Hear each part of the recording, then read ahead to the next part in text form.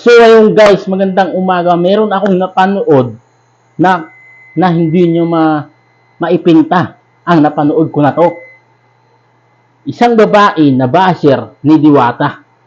Tingnan nyo naman yung video na to. Panoorin nyo po mga ka-idol. Let's go. Sa nangyari, wala na po talagang lasa yung pagkain. Yes, yung fried chicken, guys. Ano naman lang yung magkaano lang naman yung flour, yung asin, yung paminta, para lang magkalasa yung chicken. Magkano lang po yun, 'di ba? Doon naman, para naman so worth it naman yung pumila kami doon ng 1 to 2 hours, 'di ba? Tapos titikman namin yung chicken na wala talagang lasa, guys. Mas masarap pa talaga yung lutong bahay or sa kalenderya. Ganun po, opo. Tapos yung kaldereta, so, ayun po, na-disappoint kami dahil hindi na masarap yung pagkain, inaway pa kami doon, mahaba pa yung pila, pero ganun talaga, ginusto namin ma-experience yung Diwata Overload Paris eh.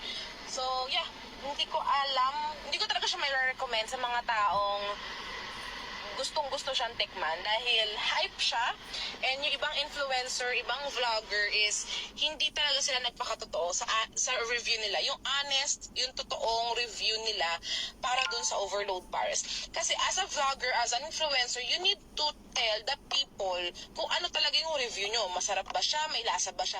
Para sa ganun, may improve ni Diwata yung kanilang pagkain. So for me, sa honest review namin, hindi talaga masarap lahat ng pagkain. Lasang sunog yung kaldereta, walang lasa yung fried chicken, and according sa mga pinsan ko, wala din pong lasa yung kanilang pares, di ba? So, sa ganon, ito, ayoko masara yung business ni Diwata dahil nagpapakahirap siya doon, but sana i-improve niya yung lasa man lang ng mga pagkain para naman yung pinila ng mga tao doon ay worth it at hindi sila madidisappoint. And at the same time, yung mga staff niya, dapat ayusin nila yung trato nila. Kasi guys, ano naman yan eh, hindi naman yan whole day na nagtatrabaho sila. It's a rotational shift. So, sila yung sa night shift. So ayun nga, dito tayo sa video ng isang babae na basher ni Diwata. Si Diwata ay sinisiraan na sa social media dahil sa pagkain na sinasabi niya na hindi masarap. Hoy, babae, may sasabihin ako sa iyong basher ka.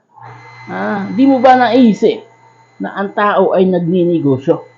Bakit mo sinisiraan na hindi masarap ang pagkain? Bakit di ka na lang kumain sa ibang tindahan kung hindi masarap ang pagkain?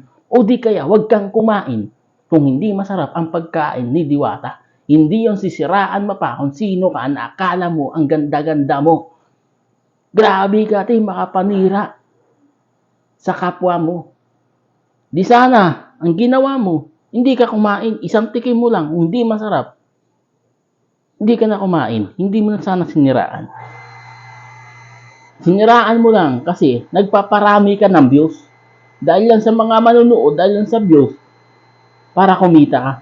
Ginagawa niyo ng content, si Diwata, para kayo sumikat, para kayo kumita. Sinisiraan mo pa. Kung hindi masarap yung kanyang pagkain, dapat sana hindi kayo kumain. Ganun lang.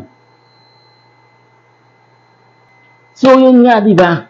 Kapag, ano ba wate, ang sakit naman kasi isipin na sisiraan mo yung kapwa mo, sisiraan mo yung si Diwata sa maraming tao, sa social media na maraming nakakita.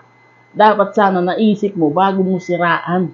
Kung hindi pala masarap, dami mo sinasabi, hindi masarap yung pagkain. Kung hindi masarap yung pagkain ni Diwata, di sana tumahimik ka na lang.